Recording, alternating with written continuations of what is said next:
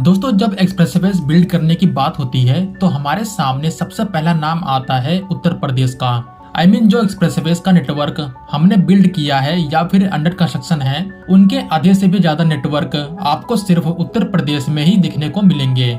लेकिन एक और राज्य उभर के सामने आया है मैप में, जो एक्सप्रेसवेज और उसकी क्वालिटी के मामले में उत्तर प्रदेश को जल्द ही पीछे छोड़ेगा।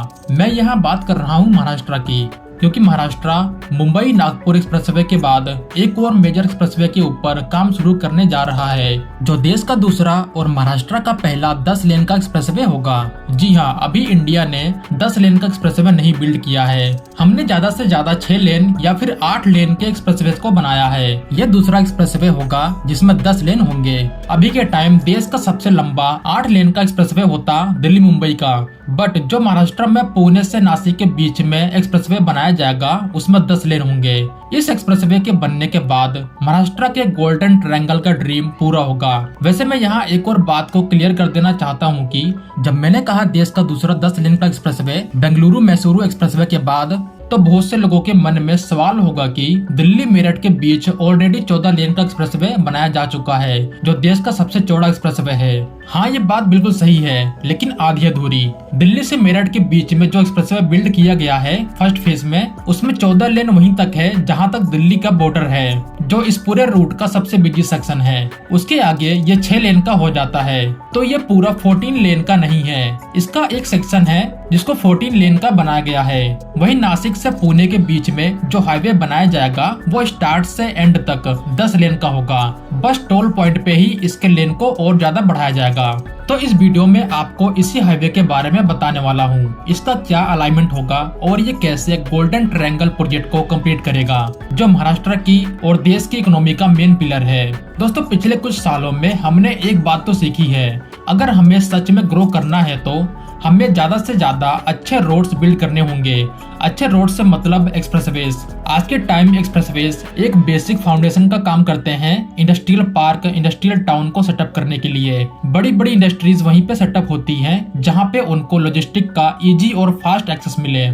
एक्सप्रेसवेज का क्या रोल होता है किसी भी देश की तरक्की में, उसका शाइनिंग एग्जांपल है अमेरिका और चाइना। चाइना की तो आधी से ज्यादा इकोनॉमी इसी पे टिकी हुई है। चाइना ने पिछले 20 सालों में इतने एक्सप्रेसवेज बनाए हैं जितना कि पूरी दुनिया ने अपने लाइफ टाइम में नहीं बनाया होगा। अब सेम ग्रोथ का मॉडल हम इम्प्लीमेंट कर रहे हैं इंडिया में। महाराष्ट्र भारत का वो राज्य है जो सबसे ज्यादा जीडीपी का कंट्रीब्यूशन करता है इंडिया की टोटल जीडीपी में, और महाराष्ट्र इसी ग्रोथ को बढ़ाने के लिए नए नए इंडस्ट्रियल टाउन को डेवलप कर रहा है, और इन इंडस्ट्रियल टाउन को आपस में कनेक्ट करने के लिए सुपर एक्सप्रेसवेज का निर्माण किया जा रहा है।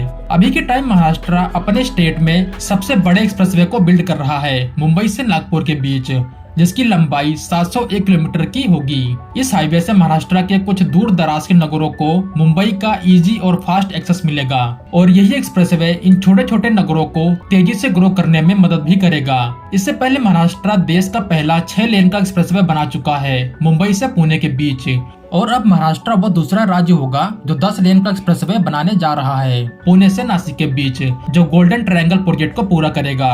अब सवाल होगा कि ये गोल्डन ट्रायंगल क्या है। दोस्तों, 1991 के उदारीकरण के बाद देश में तेजी से ग्रोथ देखने को मिली। इसी के चलते देश में बाहर से बड़ी मात्रा में निवेश आया। 2003 में महाराष्ट्र की सरकार ने एक प्रोजेक्ट का अनाउंसमेंट किया जिसको नाम दिया गया गोल्डन ट्रायंगल। इस प्रोजेक्ट के अंडर मुंबई, पुणे और नासिक को वर्ल्ड क्लास इंफ्रास्ट्रक्चर से कनेक्ट किया जाना था, जहां नए नए इंडस्ट्रियल पार्क बनाए जाएंगे और वर्ल्ड क्लास रोड नेटवर्क। इस पूरे प्रोजेक्ट को 2 फेज में डिवाइड किया गया। पहले फेज में मुंबई से नासिक के बीच 4 लेन के हाईवे को डेवलप करना था, जो नासिक को डायरेक्ट कनेक्ट करता JNPT तक, जो इंडिया का सबसे बड़ा पोर्ट है। सेकंड फेज में Navi Mumbai international airport, Navi Mumbai industrial township और ट्रांस हार्बर लिंक को डेवलप करना था। आज लगभग 19 साल के बाद हमने ट्रांस हार्बर लिंक के ऊपर काम भी शुरू कर दिया है, जो 2023 या फिर 24 तक बनके रेडी भी हो जाएगा। नवी मुंबई एयरपोर्ट का भी तेजी से काम चल रहा है।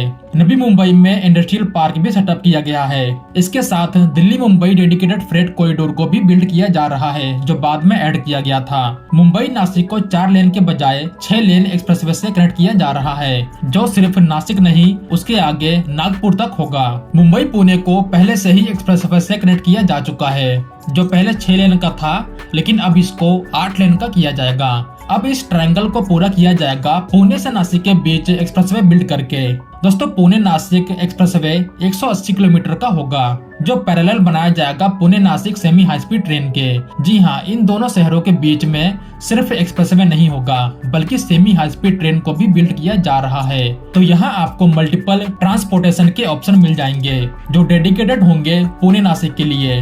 अब देखते हैं इस हाईवे का अलाइनमेंट क्या होगा। एक्सप्रेसवे की शुरुआत होगी चिंबाली से, जो पुणे रिंग रोड का एक पॉइंट है।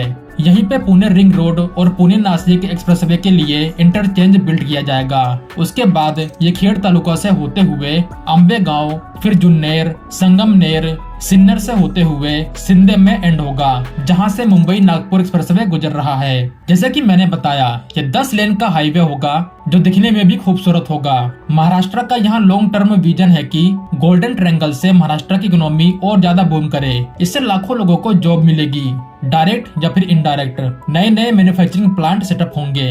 तो एंड में यही कहूंगा कि इस ट्रायंगल इकोनॉमिक क्लस्टर से सिर्फ महाराष्ट्र को नहीं, बल्कि पूरे इंडिया को फायदा होगा। उम्मीद तो यही है। तो इस वीडियो में बस इतना ही। मिलते हैं एक नई वीडियो के साथ, तब तक के लिए जय हिंद दोस्तों।